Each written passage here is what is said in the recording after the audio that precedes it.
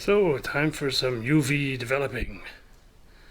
So, my little process here is I go into a darker room, peel off this protective covering, pop this guy back down, and then pop him into the UV box, and from there into the developer.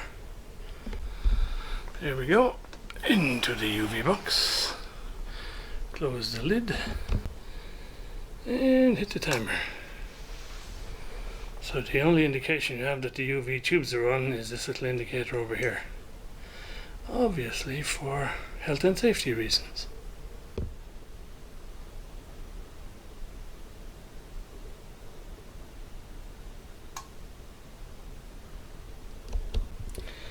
Looks like the decal shifted.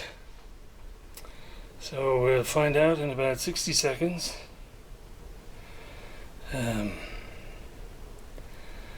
whether this is usable or not usable.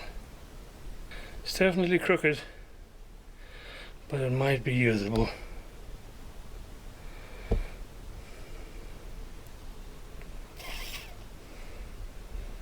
Okay, now run on cold water. So there we go. Power supply and RF amp. It is kicked off to one side, but I think it's going to be usable anyway.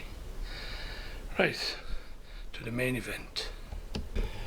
Okay, not sure what's going to happen here because I noticed that some of the protective coating had come off here, had raised up, and so it's been exposed, I guess, to ambient light.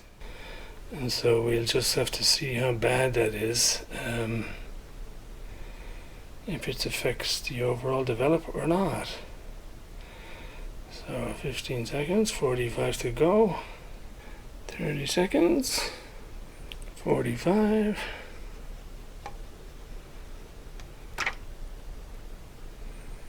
and 60.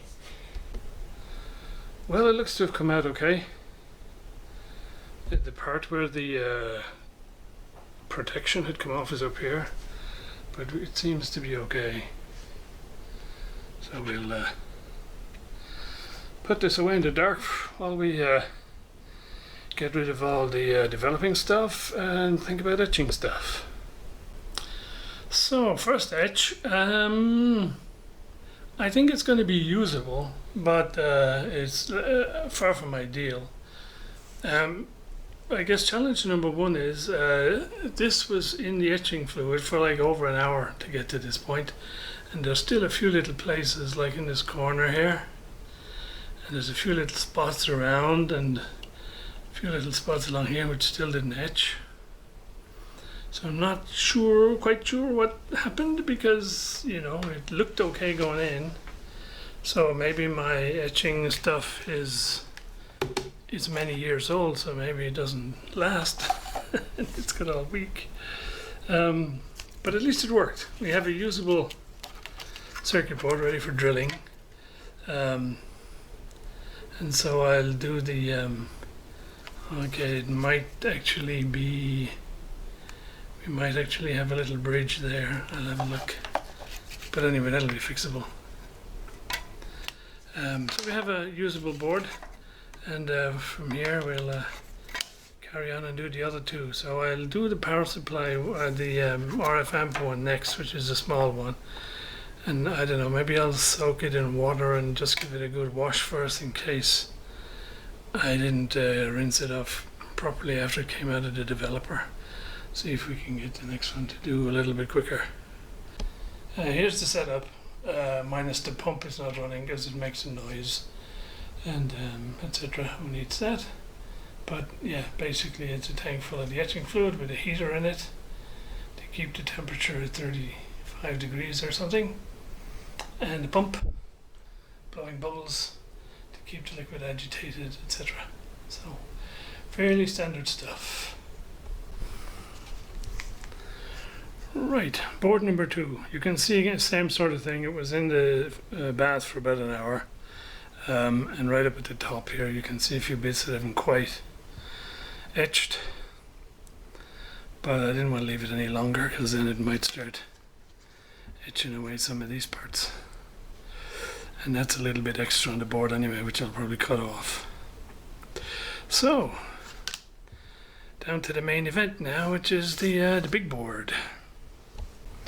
And it just about fits in the tank.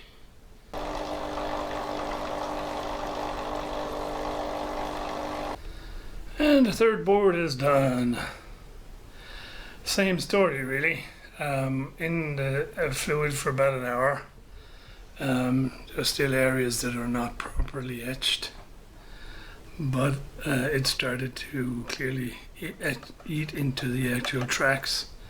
So I thought we gotta stop. It's just there's a little spot there.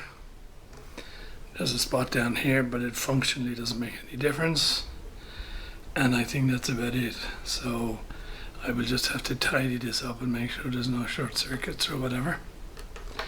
So there we go. I think that's a day's work. I'm going to call it a day, and when we pick it up, I guess we'll be on to drilling and stuff like that. I just realized I don't have any of the correct size drills for, you know, the 0.8 mil and whatever for doing this. So I'll have to get some of those. So back when we're ready to get on to the next step. Thanks for watching.